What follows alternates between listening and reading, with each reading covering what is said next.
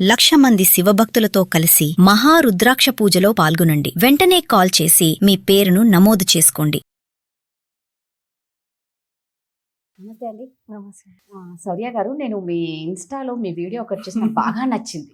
నిజంగా ఇది చాలా మంది తెలుసుకోవాల్సిన విషయం. ఒక ఫాదర్ హాస్పిటల్లో అడ్మిట్ అవుతే బిల్లింగ్ దగ్గర వచ్చింది. సీరియస్లీ అంటే పాపం దీన్ని బట్టి ఏంటి అంటే ఒక ఏజ్ వచ్చిన తర్వాత అసలు మనకి ఏముండాలి అనేది చాలా ఇంపార్టెంట్. 60 years, 50 years, 70 years ఈ ఏజ్లో ఇంకా చాలా 60, 70 ఇంకా హాట్. సో ఏంటి అసలు ఏం జరిగింది నిజంగా ఆ ఏజ్లో, అసలు ఏం జాగ్రత్త పడాలి అంటే ఫైనాన్షియల్గా అడుగు. Yes, financial. బేసిక్ ఏంటంటే ఒక పర్సన్ 25 years అప్పుడు జాబ్ వచ్చి ఉంటుంది కదండి. సో 25 నుంచి ఒక హార్ట్ అటాక్ ఒక 65 yearsకి వచ్చింది అనుకుందాం. ఆ 40 సంవత్సరాలు ఆయన మీద ఆయన ఒక డబ్బులు పక్కన పెట్టుకున్నా, సంవత్సరానికి 10,000 పక్కన పెట్టినా, ఈ 40 ఏళ్లలో 4 లక్షలన్నా పక్కన పెట్టుకుని ఉంటారు. ఇప్పుడు వచ్చిన గుండెపోటుకి లేకపోతే ఏదైనా హెల్త్ ఎమర్జెన్సీ వచ్చింది అనుకోండి, ఆ 4 లక్షల్లో ఆయన ట్రీట్మెంట్ ఎక్కడో అక్కడైతే అయిపోయేది.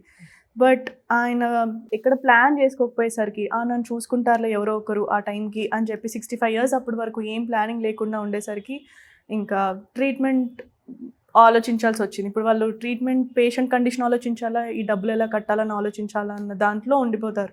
సో నేను ఏ ఉద్దేశంలో చెప్పానంటే 65 years అప్పుడు వచ్చినప్పుడు మీరు జస్ట్ పేషెంట్ కండిషన్ గురించి ఆలోచించేలాగా ఒక ఫైనాన్షియల్ సెక్యూరిటీ ముందు నుంచే ప్లాన్ చేసుకుంటే బెటర్ అని.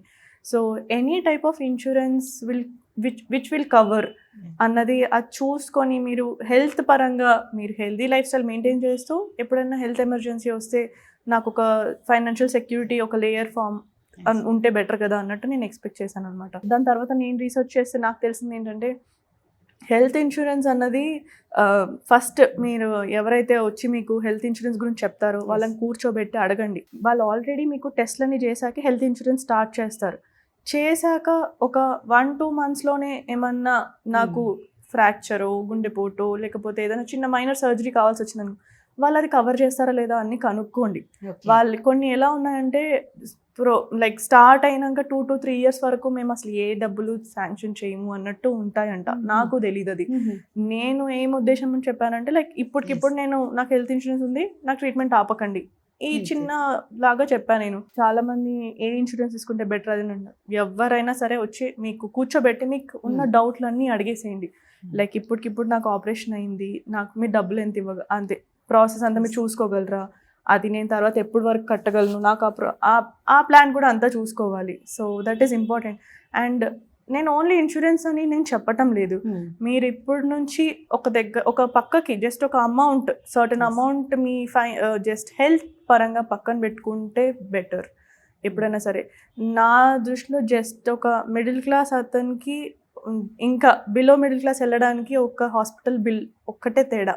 కరెక్ట్. నిజంగా నేను ఎప్పుడైనా మా హాస్పిటల్ ఎప్పుడైనా చూస్తే నేను సిక్ అయినా కూడా ఇంత కట్టను రా బాబు అనిపిస్తుంది. అంటే లైక్ ఐ కాంట్ అన్నట్టు అనిపిస్తుంది అనమాట. సో ఫైనాన్షియల్ సెక్యూరిటీ ఒక్కటి మీరు చూసుకోండి. అది ఏ విధంగా అయినా పర్లేదు.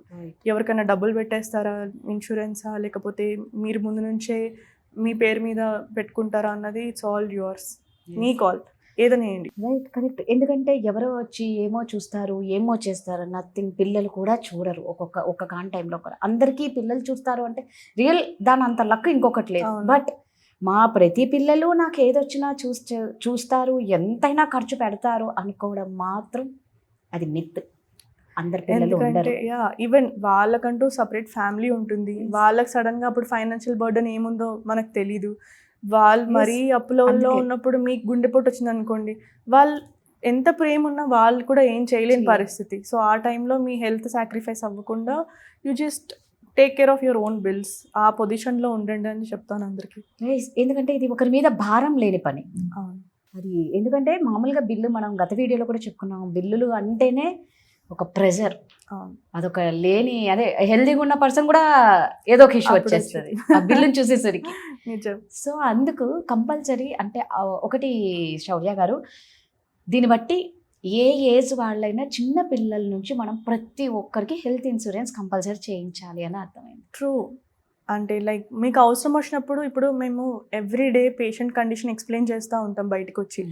వాళ్ళు మాది వింటున్నారో లేదో మాకు అర్థం కాదు. ఎందుకంటే బ్యాక్ ఆఫ్ ద మైండ్ ఈ రోజు ఎంత బిల్లు, ఓహో ఇంకా 4 రోజులు ఉండాలంటే ఇంకో 4 రోజులు బిల్లు నాకు ఇంత పడిద్ది. సో బిల్లు గురించి ఎక్కువ ఆలోచిస్తూ పేషెంట్ కండిషన్స్ సరిగ్గా వినరు అనమాట.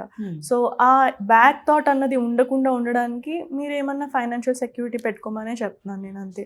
మీరు ఆ హాస్పిటల్కి వచ్చారంటే జస్ట్ పేషెంట్ గురించి పట్టించుకునేలాగా చూసుకోండి. ఒక చిన్న సెక్యూర్ బండిల్, సెక్యూర్ అంబ్రెల్లా ఉండాలి మీకు చుట్టూ, అట్లా అని. Yes, మీరు అన్నట్టు ఒక రోజు ఎక్స్ట్రా అనేసరికి టెన్షన్ స్టార్ట్ అవుతుంది, అంతే. అమ్మో మళ్ళా బిల్లు పడుతుంది అని. సో మేమేంటి ట్రీట్మెంట్ ఇచ్చాము, అది పనిచేస్తుందా లేదా చూడడానికి 24 to 48 hours మాకు కావాలి టైం. మాకు టైం కావాలి, మీకు ఆ టైంకి బిల్లు పడిద్ది. సో అటు మీకు బిల్లు పడుతుంది కానీ ట్రీట్మెంట్ ఆపలేము. సో ట్రీట్మెంట్ కోసం బిల్ పెంచుతూ ఉండలేము. It is like double edge sword అనమాట. సో మాకు సరే వీళ్ళు బిల్ గురించి అంత ఆలోచించట్లేదు అంటే మేము ట్రీట్మెంట్ గురించి ఇంకా okay we can do this, we can try that అన్న టైంలో మాకు అనిపిస్తుంది. Because every patient is a different condition. అందరికీ సేమ్ ఇట్లా సరే ఆ ప్రింట్ తీసే ఈ ట్రీట్మెంట్ ఇచ్చేసి అన్నట్టు ఉండదు. పేషెంట్కి కావాల్సిన ట్రీట్మెంట్ పెట్టాలి, అది రెస్పాన్స్ వస్తుందా లేదా చూసుకోవాలి, మాకు టైం కావాలి. ఆ టైం ప్రతి ఒక్క గంటకి మీకు బిల్ పడుతూనే ఉంటుంది. ప్రతి ఒక్కరికి ఈ ఆరోగ్యశ్రీ అవన్నీ సెట్ అవుతాయి అంటారా? అంటే Aarogyasri is more of like white ration card ఉన్న వాళ్ళకి అని చెప్పి ఇస్తారు అది. బట్ క్రీమీ అంటే లైక్ మంచిగా సంపాదిస్తున్న వాళ్ళకి ఆరోగ్యశ్రీ ఉండదు అనుకుంటాను. సో బట్ నిజంగా that is amazing scheme to be honest. Like అసలు అది ఉంది అనగానే అసలు ఎక్కడా కూడా ఆగకుండా ట్రీట్మెంట్ అలా కొనసాగుతూ వెళ్ళిపోతుంది అనమాట. It is very big. నన్ను అడిగితే ఇట్ ఇస్ ద బెస్ట్. వాళ్ళకి ఒక పెద్ద అండ ఏమో ఆరోగ్యశ్రీ ఉంది, మాకు అదొక అండ. నిజం. సో ఏమైనా టెన్షన్ లేదు అని. 95% ఆఫ్ ద ప్రొసీజర్స్ అందులో ఉంటాయి. ఆ 5% రేర్వి కవర్ అవ్వవు, ఎందుకంటే అవి 5% చాలా రేర్ కాబట్టి. సో అవి మీరు అన్నట్టు అందరికీ అవకాశం ఉండదు అవి అందుకోనికి. కాబట్టి హెల్త్ ఇన్సూరెన్స్, మెడిక్లెయిమ్ చాలా ఇంపార్టెంట్. సో అవన్నీ పెట్టుకుంటే మనం గట్టెక్కొచ్చేమో. ట్రూ. థ్యాంక్ యూ అండి.